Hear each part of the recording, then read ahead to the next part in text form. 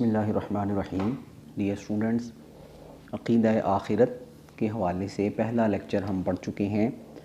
آج ہم عقیدہ آخرت کے حوالے سے اس کے مختلف اجزاء پڑھیں گے، مثلاً منکرین آخرت کے شبہات اور ان کا قرآنی جواب، اور انسانی زندگی پر عقیدہ آخرت کے اثرات۔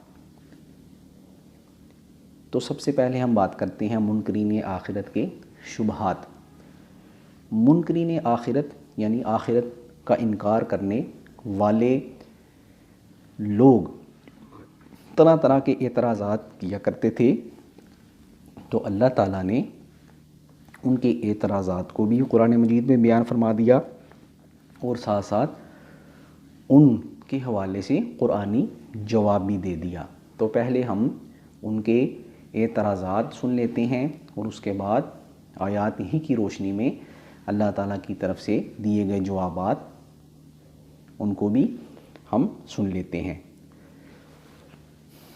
اللہ تعالیٰ قرآن مجید میں ارشاد فرماتے ہیں، وَقَالُوا أَإِذَا ضَلَلْنَا فِي الْأَرْضِ أَإِنَّا لَفِي خَلْقٍ جَدِيدٍ، اور وہ کہتے ہیں کہ جب ہم زمین میں نیست و نابود ہو جائیں گے تو کیا ہم پھر نئے جنم میں آئیں گے؟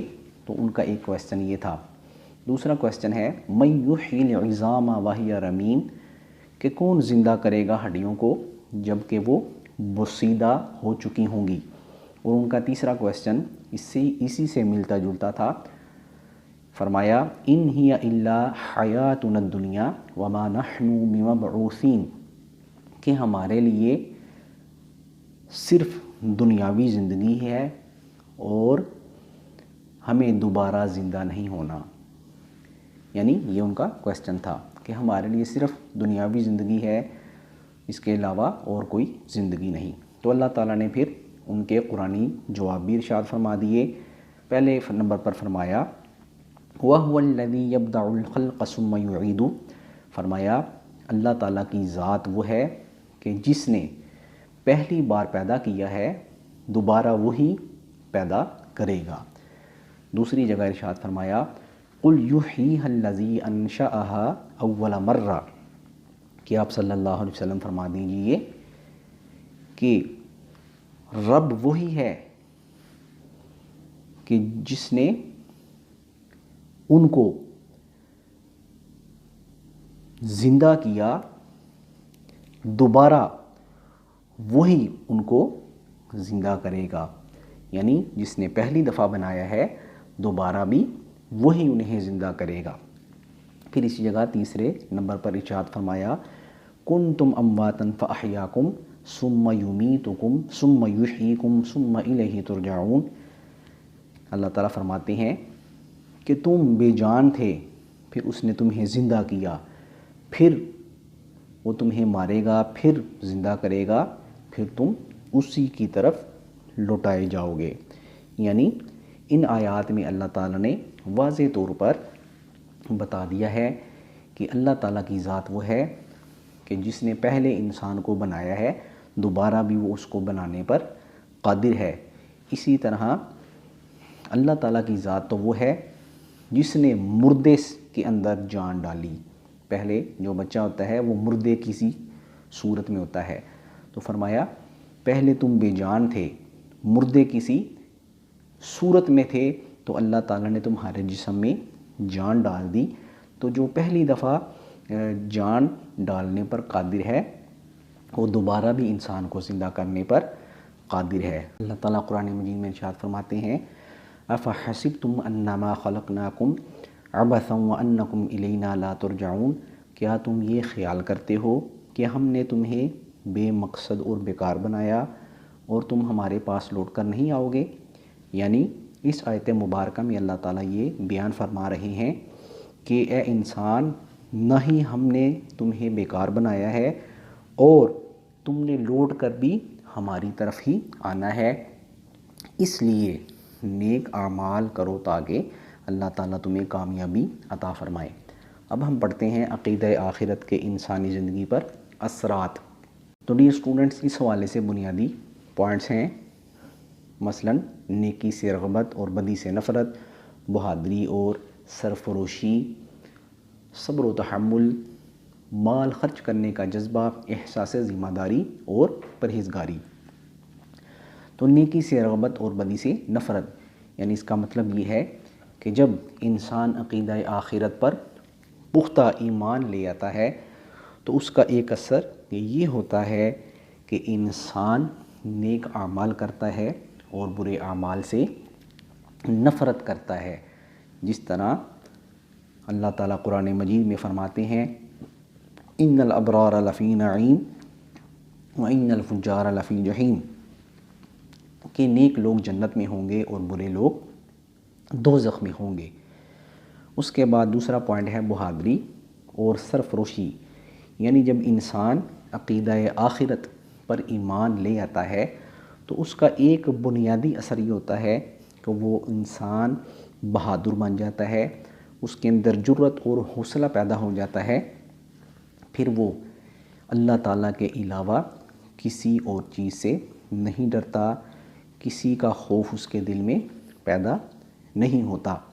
جس طرح حضرت عمر فاروق رضی اللہ تعالیٰ عنہ کی ہم مثال سمجھ سکتے ہیں کہ جب آپ ایمان لائے تو آپ رضی اللہ تعالیٰ عنہ نے جب کفار کو للکارا تو کسی کافر میں یہ جرأت نہ ہوئی کہ وہ آپ کے مقابلے میں آتا۔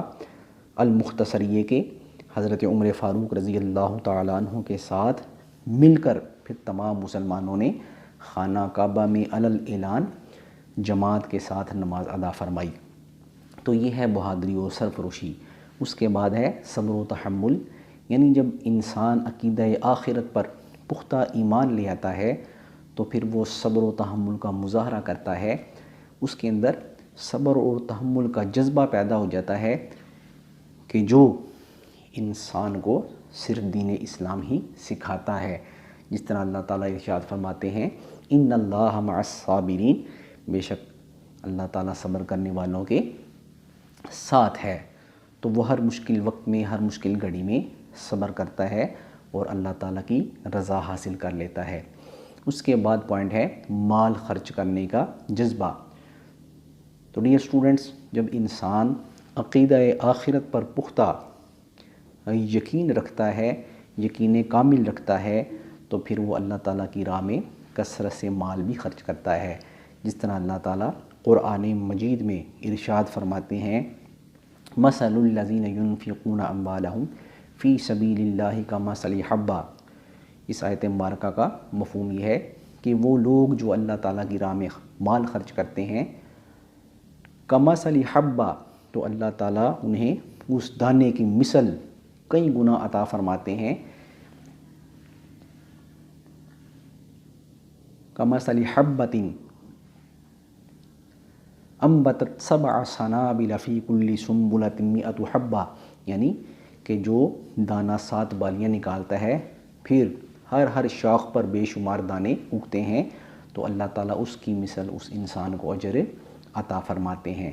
تو اس کی مثال ہم غزوہ تبوک کے حوالے سے بھی لکھ سکتے ہیں کہ جب تمام صحابہ کرام رضوان اللہ علیہم اجمعین نے حضور صلی اللہ علیہ وسلم کے کہنے پر مال جمع کیا اور اپنی اپنی استطاعت کے مطابق حضور صلی اللہ علیہ وسلم کی بارگاہ میں مال پیش کر دیا، جس میں حضرت عمر فاروق رضی اللہ تعالیٰ عنہ جیسی عظیم ہستی نے اپنے گھر کا آدھا مال پیش کر دیا، یہاں تک کہ حضرت ابوبکر صدیق رضی اللہ تعالیٰ عنہ نے اپنے گھر کا سارا مال حضور صلی اللہ علیہ وسلم کی بارگاہ میں پیش کر دیا۔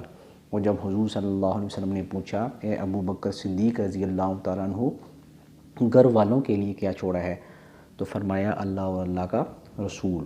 تو یہ ان کی محبت کا انداز تھا۔ اس کے بعد پوائنٹ ہے احساس ذمہ داری۔ تو جب انسان عقیدہ آخرت پر پختہ ایمان لے آتا ہے تو وہ اپنی ذمہ داریوں کا احساس کرتا ہے، وہ اپنے فرائض میں کسی قسم کی بھی کوتاہی نہیں کرتا، خواہ ان کا تعلق حقوق العباد سے ہو یا ان کا تعلق حقوق اللہ سے ہو، وہ ہر حوالے سے اپنے فرائض پورے کرنے کی کوشش کرتا ہے۔ اسی طرح ایک اور پوائنٹ ہے پرہیزگاری، کہ جب انسان عقیدہ آخرت پر پختہ ایمان لے آتا ہے تو وہ انسان پرہیزگار بن جاتا ہے، وہ عبادت گزار بن جاتا ہے، وہ اللہ تعالیٰ کو کثرت سے یاد کرتا ہے اور آخرت کی فکر میں اپنا زیادہ وقت گزارتا ہے، کیونکہ اسی میں اس کی کامیابی اور نجات ہے۔ تو ڈیئر اسٹوڈنٹس، مجھے امید ہے کہ آپ کو آج کے لیکچر کی سمجھ آ گئی ہوگی۔ اللہ تعالیٰ آپ کا حامی و ناصر ہو۔ والسلام علیکم ورحمۃ اللہ وبرکاتہ۔